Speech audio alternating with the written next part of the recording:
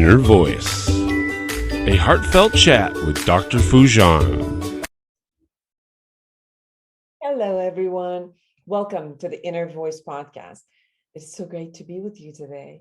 I'm Dr. Foojan Zeine. I'm a psychotherapist, author, and the originator of the awareness integration theory.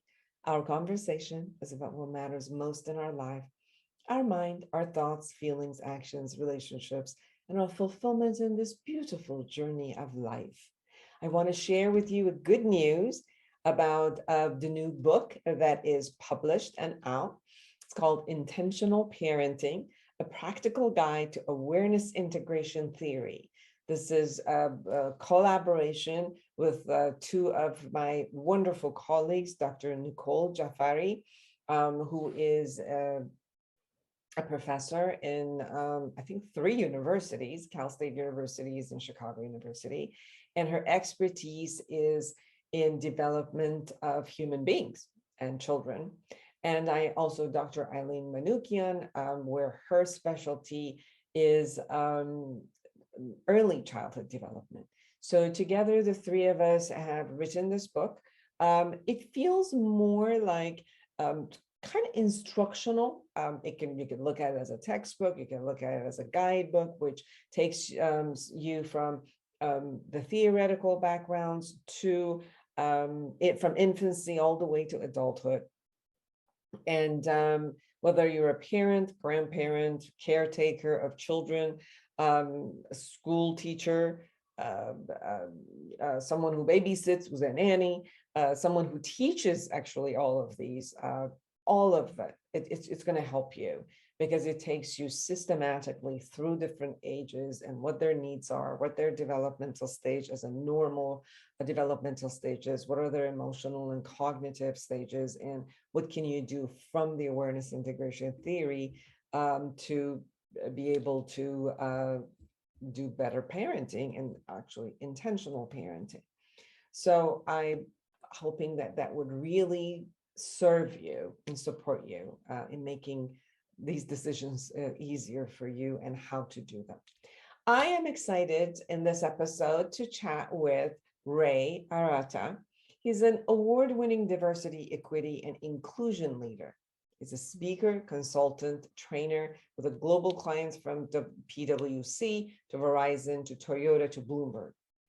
He founded the Better Men Conference for the development of healthy masculinity and men as allies and partners. He was recognized by UN Women in 2016 as a HeForShe Champion for Change and received the Ron Herring 2020 award. We're going to talk about his new book, Showing Up: How Men Can Become Effective Allies in the Workplace. We had an amazing conversation. I learned a lot, and I hope that you guys will enjoy it as much as I did. I'm sure you will.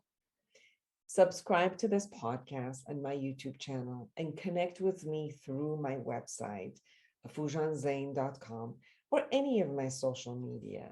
I also request for you to get my book, Life Reset, the awareness integration path to the life you want, and share it with me, your thoughts and how it has supported your life, how the effect has been in your life. I love to hear from you and get to know your thoughts. So here we are now, without further ado, Ray Arata.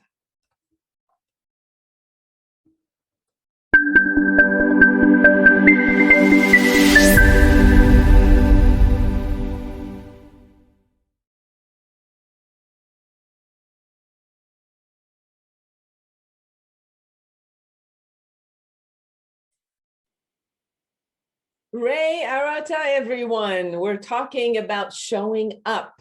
So thank you for showing up, Ray. It's my pleasure and responsibility. I love that word. I love that word. And what a beautiful timing for you to write this book. What got you to do this? You know, a couple of things. When I wrote my first book, Wake Up, Man Up, Step Up, I was challenged by a guy I met in men's work. And he said, you know, Ray, you're playing a a 1-to-1 game, and you need to be playing a 1-to-many game, and you need to write your book. And I'm like, yeah. And one day when I was out running with a friend, and I should not have been running because I have a hip replacement, and I was running on this beautiful path. It was clear, and somehow, probably by the grace of God, my foot landed on just like a little half tennis ball rock, and I broke the 5th metatarsal in my foot. And I'm like, okay, I'll just swim or I'll ride my bike. And they said, no, you can't do anything for like 10 weeks.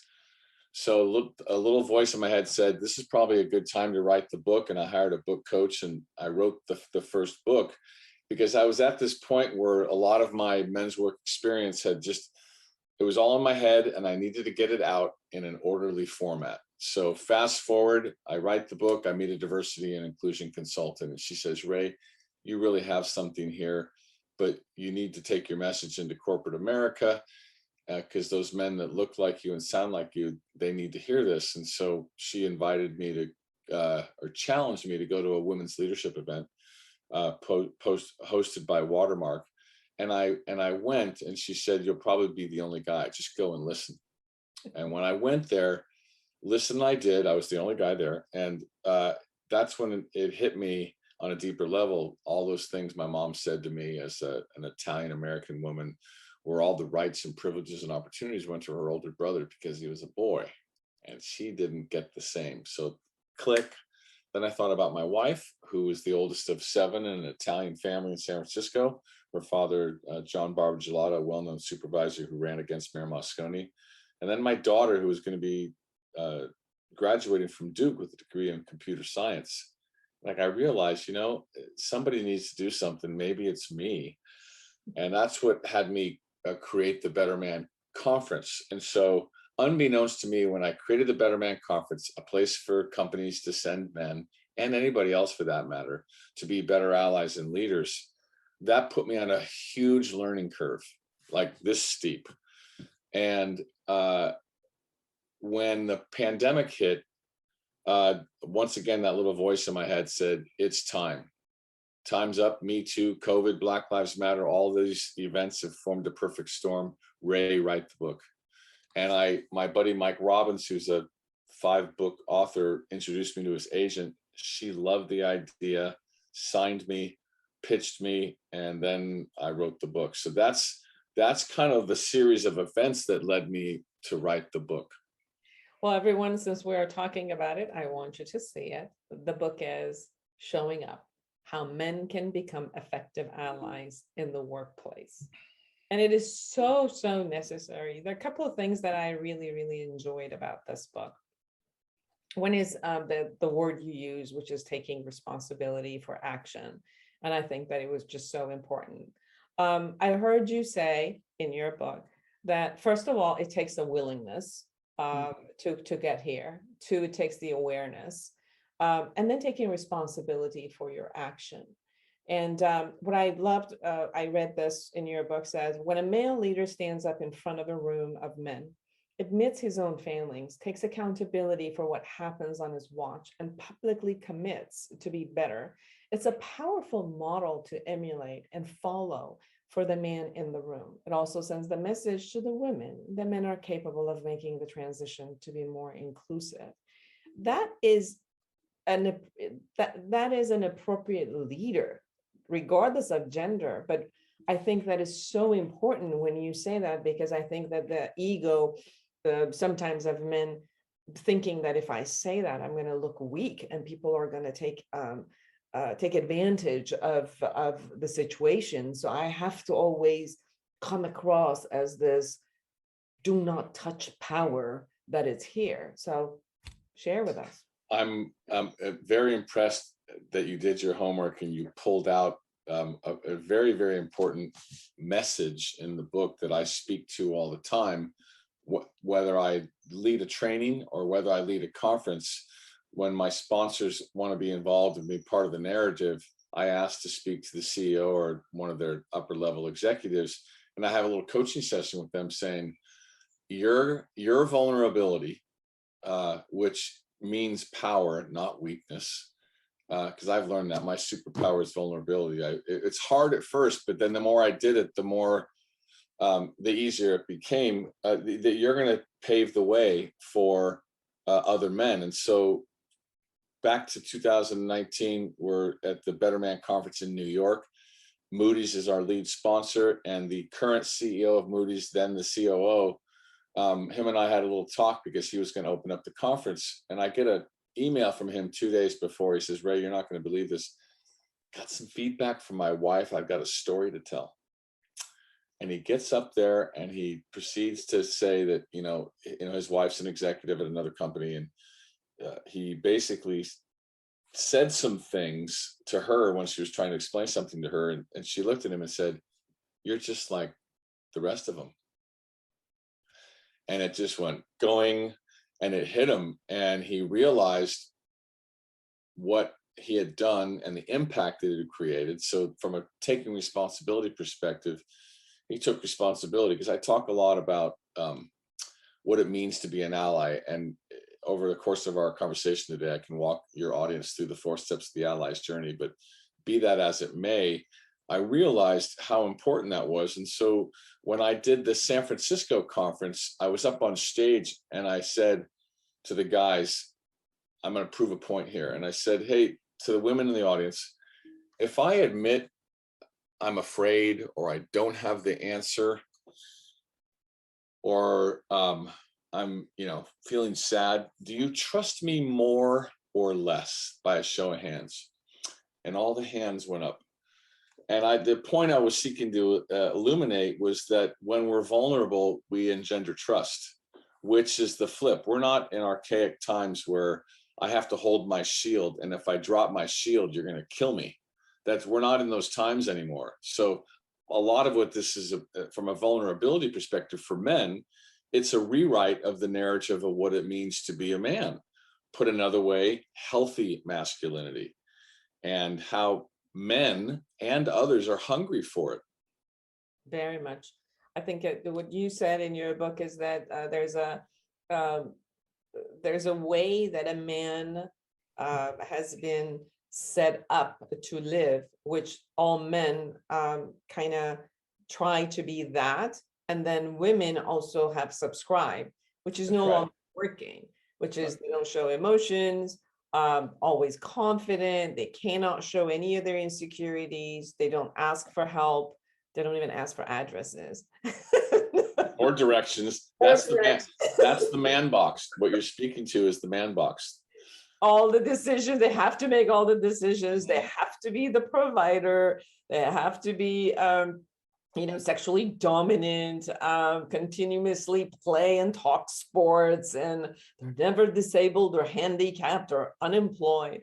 And you bring the other side, which that's kind of needs to go away, because that is not the truth. It's just the role that they've played, which it doesn't even, fit for them anymore. They're tired of it. Like, they're also suffering in having to be in that box. That's exactly right.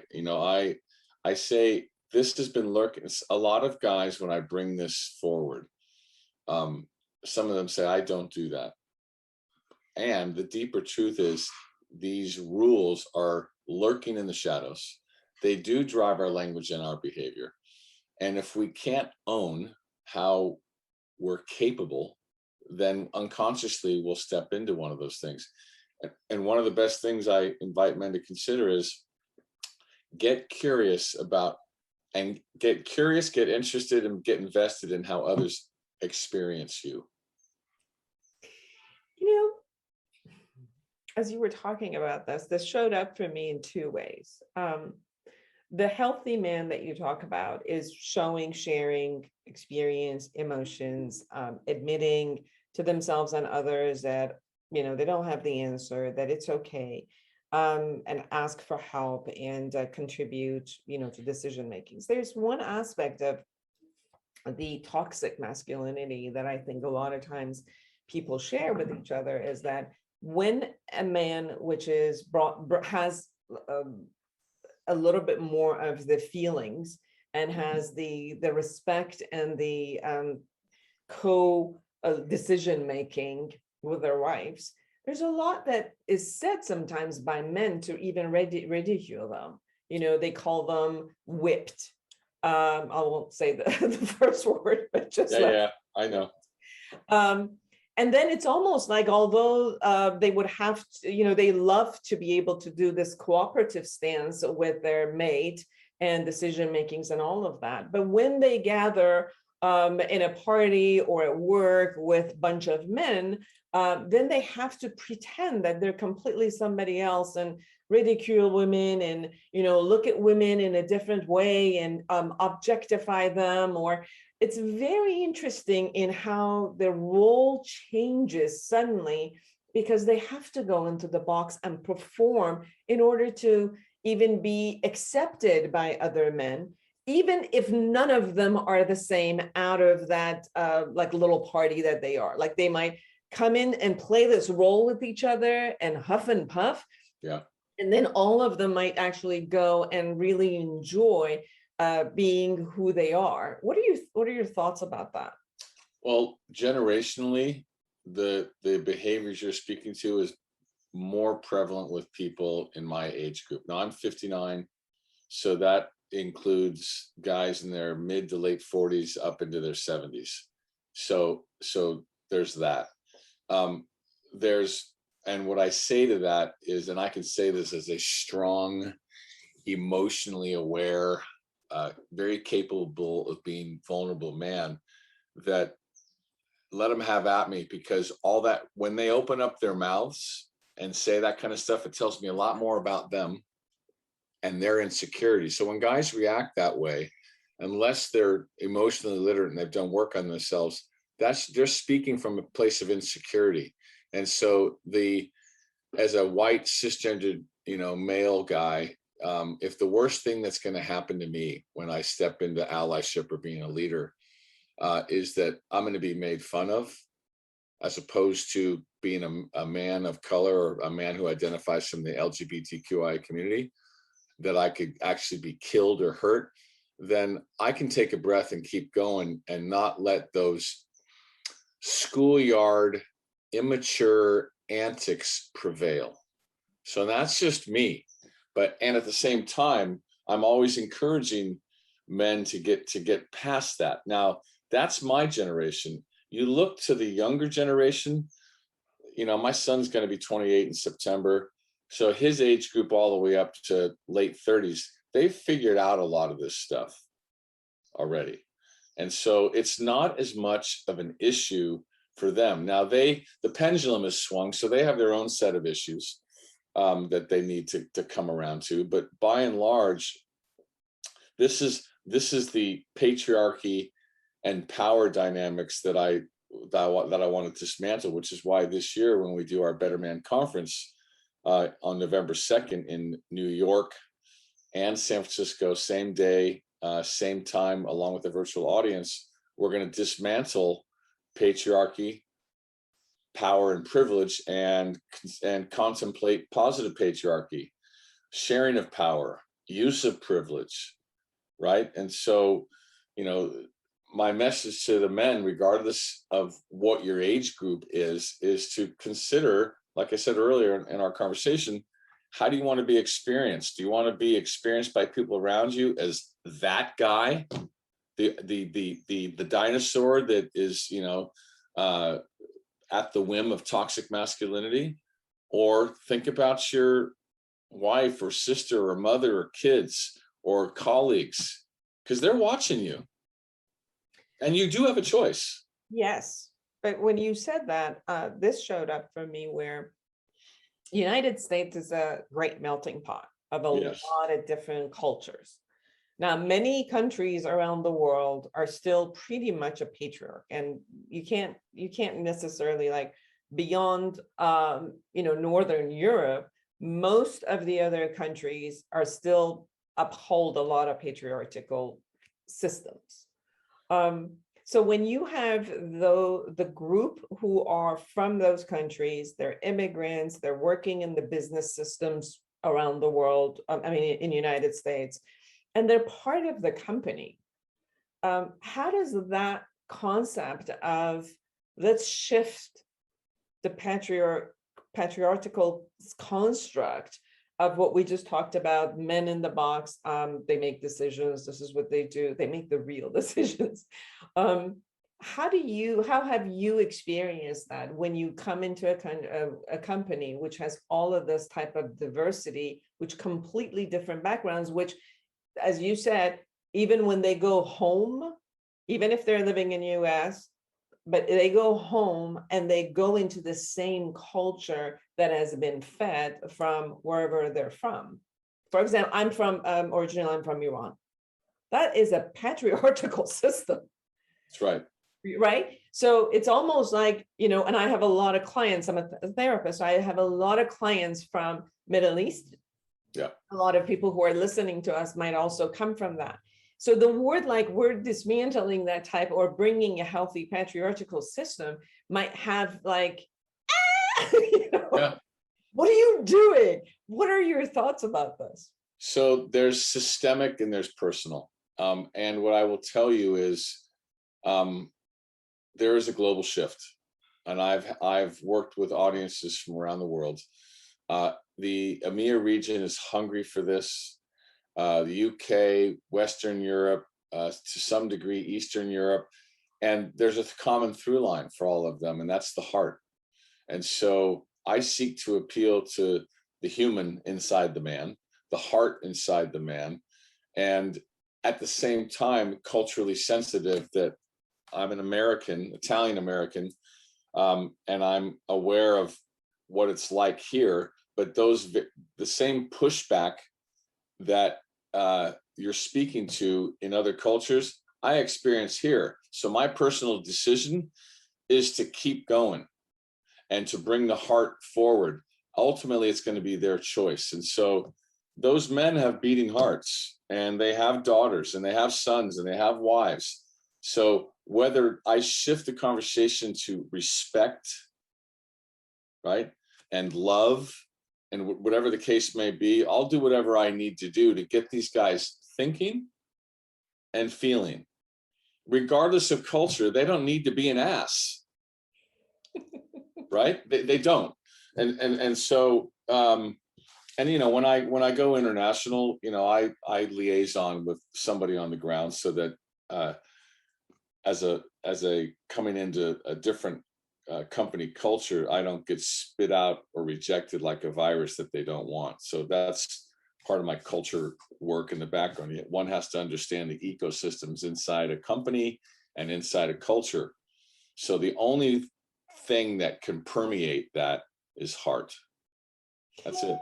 There's another stigma, or let's say behavioral pattern that has shown that there's been a lot of research on it. And I wanted to know what your perspective was. In the old town, they say, when a man has two pans, meaning when a man gets wealthy and powerful. Yes.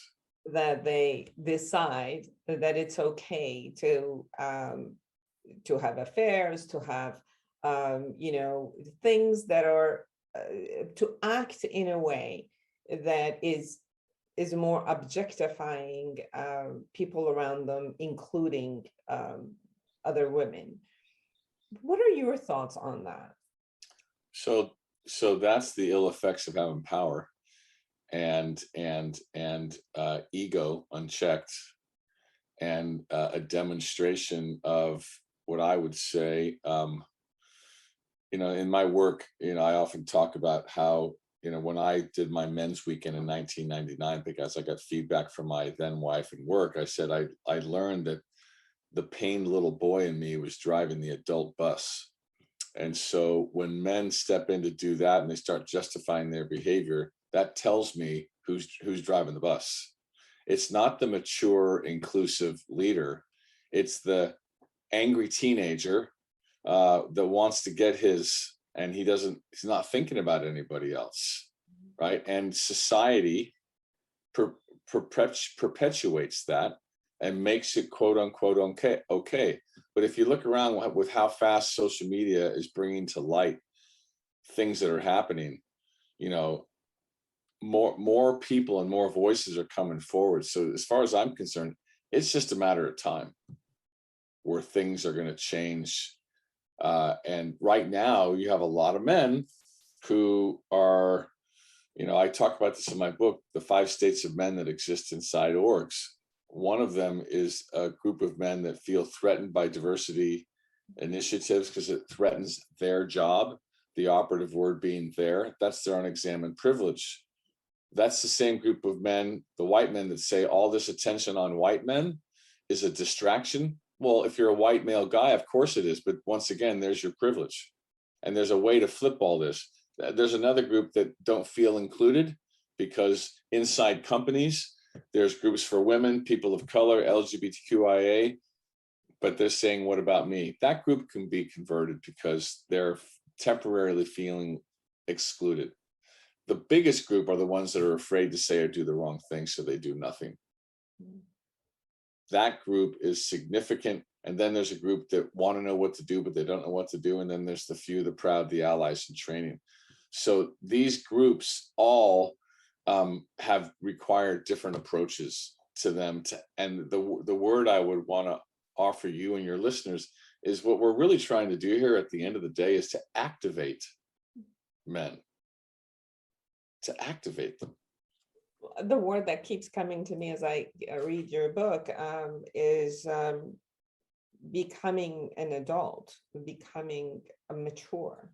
And you said that going from, staying into the teenage mode for a lifetime, taking on the adulthood as you are after 20 some years of age, stop acting like, someone who's not responsible or that their frontal cortex is not all completed. Since it is, then let's do that.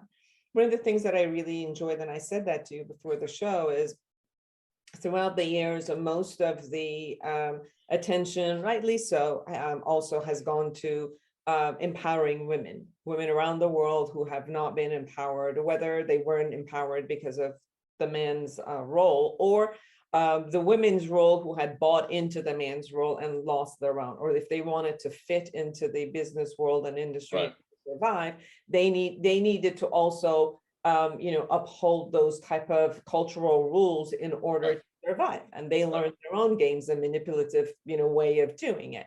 So a lot has gone to empowering women, getting them in independence and wealth and power and laws and everything, which is beautiful. But in the process, I think that when men were trying to take care of themselves, it would be this type of rebelliousness in upholding the power, as if the power was being taken away from them by shedding light on this side.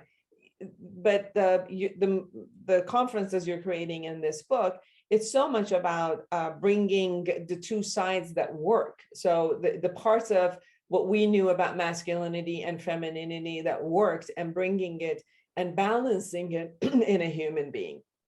And for the men to not only have their power, but also have their power of vulnerability and emotion. A lot of your book is actually teaching men in how to feel their emotion, express their emotion, deal with their emotion. And it's really, really needed, because I, again, in 30 years of working with men and men in power, one of the most important factor that I've seen in the room is their ability to feel safe and truly experience their emotion and express it. And it has totally changed not only their relationship with their spouses, their intimacy, their relationship with their buddies, with their children, and at work. But the part that I like more about your book is that men don't have to only kind of be allies with each other in covering up and mischievous stuff. They can now be allies in upholding someone as a human being who does the right thing because it's the right thing to do. That's right. That's why in the beginning of the book, I posed 2 very important questions to the men reading the book. One is, why should I care about gender equality, equity, etc.? And why should I change now? Mm-hmm. And it's a fair, albeit very direct question for men to ponder, because journey to stepping into being an ally and an inclusionary leader, it's not a one and done thing, and it's going to require everything, their awareness of their bias, their privilege, their emotions, the man box. It's going to require empathy. It's going to require accountability, and it's going to require action. And so these principles, if you will, are critical for men to step into. And it's time. Plain and simple, it's time. You're a therapist, and even though I'm not a therapist, my 15,000 hours, 55 men's weekends, bringing this work into maximum security prisons, that's everything that informed me to translate all this into the corporate space. And if there was one, probably the deepest context word that I would offer that needs to happen for men is healing. Healing. We weren't taught how to connect and feel our emotions at all. And so we're one trick anger ponies, if you will. I mean, just Saturday, I was invited down to do a bike ride down in Woodside by this guy whose name shall not be mentioned. And after the bike ride, while I was away from everyone changing, his dog got out of the car and ran around the parking lot, hit a car, and he exploded in anger, turned it towards the mother of his child and his sister, blamed them. And then none of this happened when I was there. And when any one of my buddies got in to try and de-escalate, he felt threatened and he almost went at them. This is a classic example of men not knowing how to feel fear and going to the only permissible. And that's why we have all these shootings and all this stuff that's going on throughout our country, because of emotional illiteracy. And so men often wonder, like when I do trainings, why are we talking about our emotions? And I'm like, well, let me give you an example. If someone comes up to you and says, hey, Ray, you know, when you said that in that meeting or whatever, it really hurt me. The first thing that's going to happen before I even know if someone says that to me is I'm either going to feel shame, or I'm going to feel afraid or sad, or maybe all of them, but I won't know how to respond. And before I know it, I'm going to explain away saying I didn't mean it, or I'm going to defend and I'm going to justify, as opposed to taking a breath and saying, I had no idea. I'm sorry. Tell me more. This may, for someone like yourself in your profession, this is stuff that I assume you help people begin to understand and then emulate. This is what needs to happen for men as leaders and allies, as fathers, husbands, brothers, community members. And so that's kind of why I exist on the planet, is to support men and moving from the old into the new narrative of healthy masculinity. I love your purpose. Awesome. Thank you. So what you share in your book is declare for yourself an intention to learn more about what drives your language and behavior. I love this. Seek a female mentor and a partner, and get curious about her experiences and how she's impacted by men's behavior. I used to work with a transgender person who was a male for 40 years. And then went through the transfer of becoming a female. And she stayed in the same company, and very a man-driven company. And I was actually very impressed by the HR and how they got all the people in her team ready for this. And even, the questions of which bathroom to use and how to be with that group. Mm-hmm. One of the things she told me was that people who knew her when she was presenting as a male, talk to her in such a different way. Uh-huh. And, the jokes they would say, or the way that they would treat her when she was presenting as a male was so different than when she became a female. And you really got these roles that we all kind of play.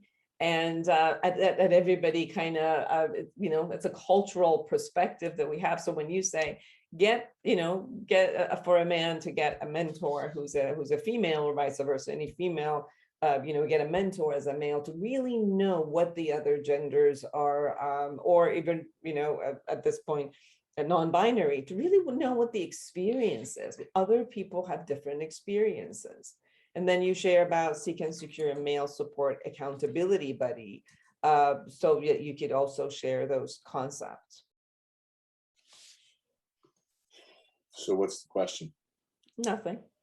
I'm just sharing with you what showed up for me. So throwing the ball right back at you to share what comes up for you. Well, I've never heard of an example like that a company was committed and a team was committed. And I think that is amazing. And what comes to mind, one of the guys who has been on on our stage for the Better Man is a guy by the name of Sean Coleman. He's a trans man, and he has talked about a lot of this stuff. So the concepts are very similar. There's also a woman named Dr. Paula Jones who wrote a book, who was a male CEO of a large church group. And she talks about her experiences before and after, including but not limited to when she's on a plane. So it's been very educational for me. And my assumption is anybody who listens to her, or you're the person you spoke to, that it's a great opportunity for us to re-examine and become more aware around the individual that we're speaking to. There's a lot in your book about respecting the responsibility that you have, respecting the accountability, but respecting yourself, your emotions, your needs, and others.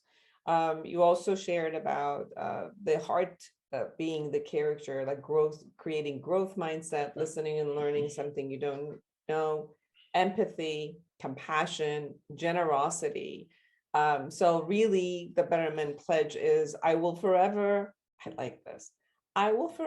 be an ally in training, recognizing that my bias and privilege may occasionally cause harm to another. So that it holds you consistently into the space of accountability. So in the beginning of the book, I posed these questions for the reader. Do you want to be that guy, like the one that subscribes to toxic masculinity? And so when I looked at all of those rhetorical questions in the beginning, I had this idea to flip all of them and to make them into a pledge, so that when someone would subscribe and make those statements live and to live inside them. I've even done this in a training. I've had men say those out loud. It makes it real. So that's a little bit of history behind those, and the correlation between those positive, affirmative, live into pledges and where it came from. So once again, you've done your homework. And I love what you're pulling out. Well, again, another experience comes to my mind, which is when we talk about abortion. There's a lot about the woman's choice. I wrote an article, which is, no, it's also a men's choice. And one, how are they part of creation? But also, a lot of men right now also go through not only choosing with the women to abort or keep, but also being responsible for it. But even if they both choose to abort, people look at women's depression and what they go through afterward. I work consistently with women that even though they had the choice and they made the choice, their physical body and their emotions went through depression. The same thing goes with men who go through these choices. And we were in a resort where we were working on trust circles. And one of the questions was, whomever had to go through a decision making about abortion, come forward. I was shocked that the amount of men who came in the middle of the circle were more than females. Wow. they were crying, and they shared about what it meant also for them Yes. to make that choice. And people don't really realize, and men don't even, give themselves the right to realize that. Right. So I think the part of what your work is, which is bringing men to their heart and connection with their feeling, and for that to be mainstream, that it doesn't need to be in therapy sessions with me or a therapist. Yes. This needs to be at work. It needs to be in, where they feel most powerful, to also feel most vulnerable side by side, and bring that into their company and their life and their relationship. I think it's very valuable. There's this notion of being a guy at work and being a guy at home. I'm seeking to be a guy in life. And that's exactly what you're speaking to. I put in chat for you and for your readers a recent blog I wrote called A Woman's Choice. And it talks about, me being raised Catholic, me understanding that it's not my body, it's not my choice, and understanding the distinction. It even, let's keep the politics out of it, but let's really seek to understand, and so what I do is I flipped it on the guys. Like, what if, for example, there it is. What if, there's the little advertisement, you had to, before you got married or before you had kids, you had to have a vasectomy. And until you were like this responsible adult, you would have, then you could get it undone. All of a sudden, this notion of these kinds of body choices for men to contemplate makes it real. Yeah. So I think I said it was required that you have a vasectomy until you were deemed financially and emotionally ready. All of a sudden, it puts us guys in the shoes of a woman. Now, mind you, I know that a lot of guys, family guys who their religious values. So you have input, but what if before you even had relations with a woman, you were thinking about all this ahead of time and you took responsibility for it? It's not just hers, it's yours too. So a lot of the stuff needs to be re-examined. Absolutely. Now, your ally's journey, acknowledge your stuff. Yep. And really take responsibility, really think, talk, and act like an ally. So do you want to explain? Yeah, so most companies, most men are in the first step, which is acknowledge your stuff. That's dude language for understand your bias, even your fatherly influences. What did the patriarchal figures model for you? How did you see your father and mother relate? All that stuff's cooking in the pot. Understanding what privilege is and what it isn't, not demonizing it, humanizing it.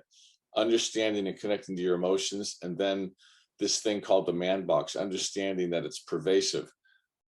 That in and of itself is a huge workshop right there, be that as it may. So that's just step one. Moving to step two is listening with empathy and compassion.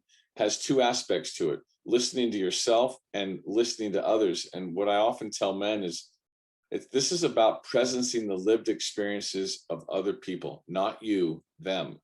Because whenever I've done that with men, they begin to understand, and they say things like, oh my God, I had no idea that this was a woman's experience. What do I do? When they ask that question, that is indicative of their empathy roots growing. And then step three, as we start to move into action, that's about be a stand-up guy. If you said or did something that landed negatively, take responsibility for the impact, intended or not, and clean it up. This opens up the door to explore intention versus impact.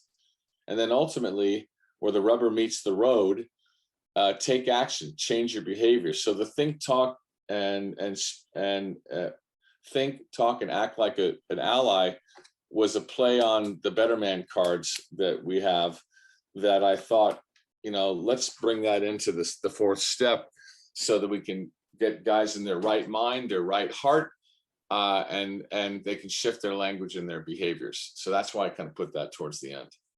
Beautiful. everyone, I want to show you the book again, Showing Up, How Men Can Become Effective Allies in the Workplace. Share with us anything that we haven't touched upon. And as we're closing in 1 minute. Yeah. Yeah. So I guess what I would say as a white cisgendered male, that we're in this time and space where the Time's Up, Me Too, COVID, and Black Lives Matter all have formed a perfect storm that's put the attention on the majority, men.